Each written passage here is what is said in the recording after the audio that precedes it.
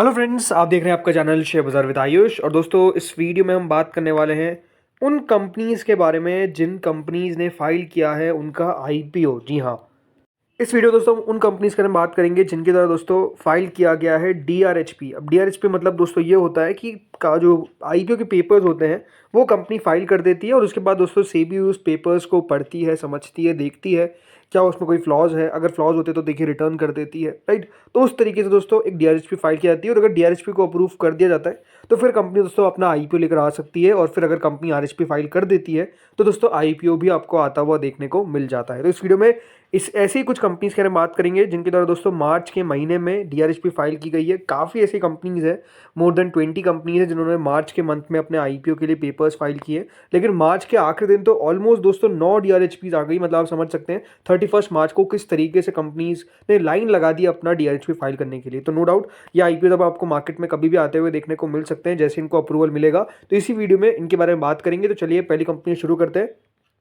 जो ज़्यादा interesting company है, जो बड़े आईपीओ से ज़्यादातर दोस्तों हम उसके बारे में बात करेंगे। तो देखिए पहली कंपनी आती है जेन रिसोर्स साइक्लिंग। जी हाँ, जेन रिसोर्स साइक्लिंग ने अपने पेपर्स फाइल किए विद सेबी और अब ये आईपीओ लेकर आएंगे क्लोज टू 2000 करोड़ का। जी हाँ, 2000 करोड़ का आईपीओ जो है वो आपका आता हुआ देखने को मिलेगा, यानी एक बिग आईपीओ नो डाउट दोस्तों जेन रिसोर्स साइक्लिंग अपना लेकर आने वाले। अब कंपनी के बारे में बात करते हैं दोस्तों, जेन रिसोर्स साइक्लिंग एक लीडिंग प्लेयर है non ferrous metal recycling industry के अंदर और इनके द्वारा पेपर्स फाइल किए गए हैं SEBI for a 2000 crore IPO.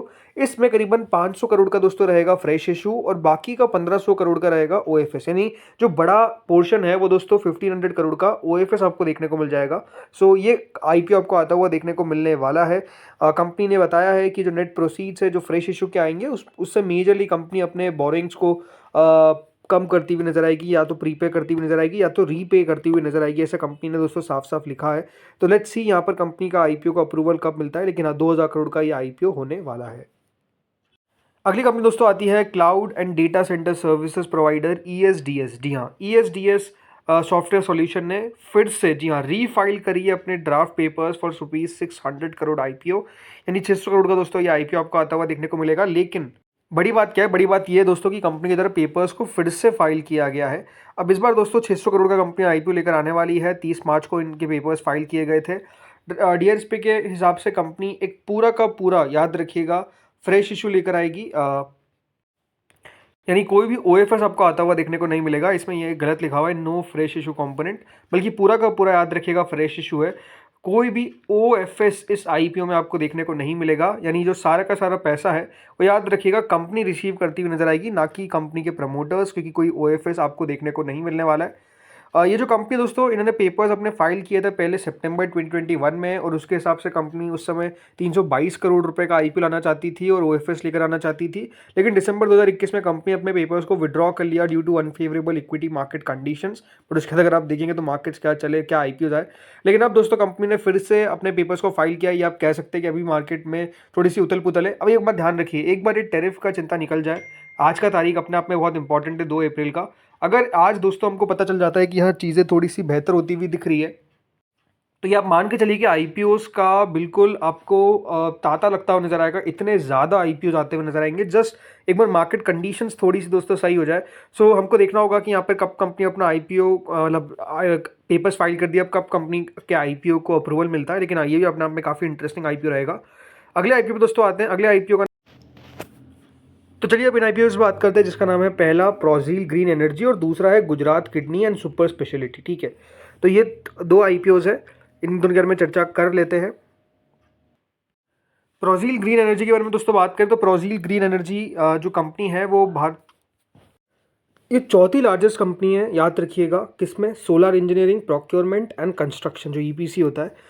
Company का जो रेवेन्यू था FY24 में, ये भी कंपनी एम करती है 700 करोड़ का। पहली बात तो आईपीओ लेकर आएगी और इसके अलावा ये बात ध्यान रखिएगा, ये आईपीओ 350 करोड़ का तो रहेगा फ्रेश इशू और 350 करोड़ का ही रहेगा ओएफएस, यानी दोनों अगर आप देखेंगे same type amount of portion है। कंपनी चाहती है कि जो पैसा आएगा उसमें लॉन्ग टर्म वर्किंग कैपिटल के लिए कंपनी को पैसा चाहिए, कुछ इन्वेस्टमेंट करना इनको इनकी सब्सिडरीज के अंदर, डेट रीपेमेंट है और जनरल कॉर्पोरेट पर्पसेस है जिसके तहत कंपनी को पैसा चाहिए। तो कंपनी इसके लिए पैसा जुटाती हुई दिख रही है। अगली कंपनी में दोस्तों आते हैं। अगली कंपनी का नाम है Gujarat kidney and super speciality. ये दोस्तों एक रीजनल हेल्थ केयर चेन है Gujarat kidney and super speciality limited की, और इनकी तरफ पेपर्स फाइल किए गए हैं for a fresh issue of 2.2 crore shares. Exact जो अमाउंट है वो दोस्तों अभी कंपनी ने नहीं बताया।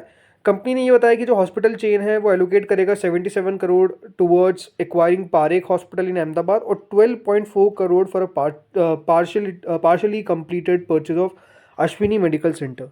30 करोड़ कंपनी खर्च करेगी for setting up a new hospital माफ करेगा इन वडोदरा, और इसके अलावा 7.3 करोड़ रुपीस कंपनी यूज़ करेगी फॉर रोबोटिक इक्विपमेंट प्रोक्योरमेंट और 1.5 करोड़ रुपए towards debt repayment and potential acquisitions. तो इस तरीके से दोस्तों कंपनी जो है वो पैसा खर्च करती हुई नजर आएगी, क्योंकि फ्रेश इशू है पूरा का पूरा।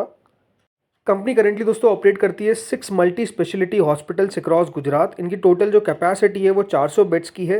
इन्होंने अपना रेवेन्यू रिपोर्ट किया था 34 करोड़ इन FY23, उससे बढ़कर 41 करोड़ हो जाता है FY24 के अंदर। कंपनी का जो पैट है वो 2.8 करोड़ से बढ़कर 4.34 करोड़ होता हुआ नजर आया है। तो कंपनी की ग्रोथ तो देखने को मिली है। बाकी देखते हैं यहाँ पर कितना दोस्तों बढ़िया कर पाएगा ये IPO। हाँ, ये बात ध्यान रखिएगा, ऐसा नहीं कि बहुत बड़ा इशू होने वाला है, एक छोटा सा IPO रहता हुआ देखने को मिल सकता है।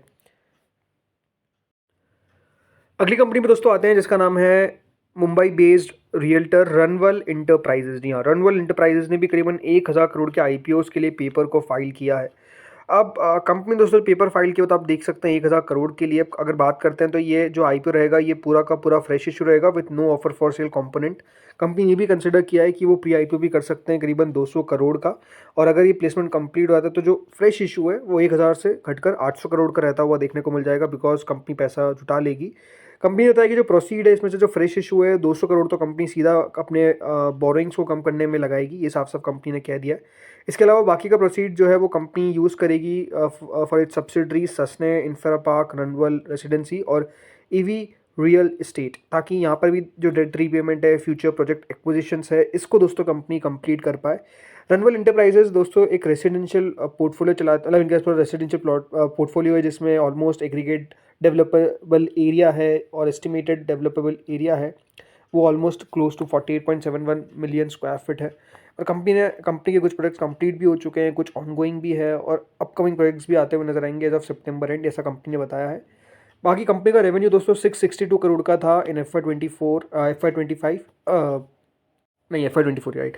सो बाकी लेकिन कंपनी प्रॉब्लम क्या है, एक लॉस मेकिंग कंपनी 107 करोड़ का दोस्तों कंपनी ने पहले कंपनी ने लॉस रिपोर्ट किया था, लेकिन FY24 में आते आते जो कंपनी ने कारोबार किया उसमें सीधा कंपनी का जो मुनाफा था वो 107 करोड़ तक पहुंच गया। तो ये बात ध्यान रखिएगा, कंपनी ने अपने आप को टर्न अराउंड भी कर लिया है।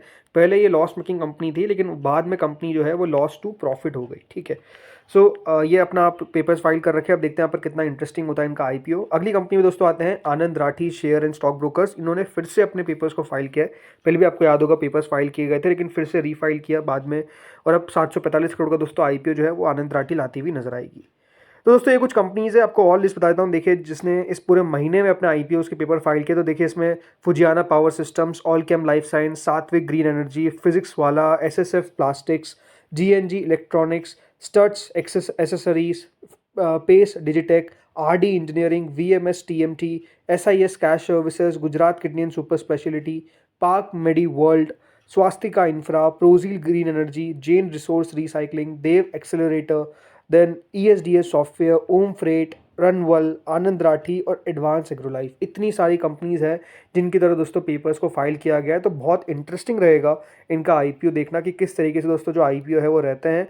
बट होपफुली IPO कमाल करे, यही हमारी एक्सपेक्टेशंस है और जल्द से जल्द IPO आए। तो दोस्तों इस वीडियो में इतना ही था। Thank you friends for watching this video.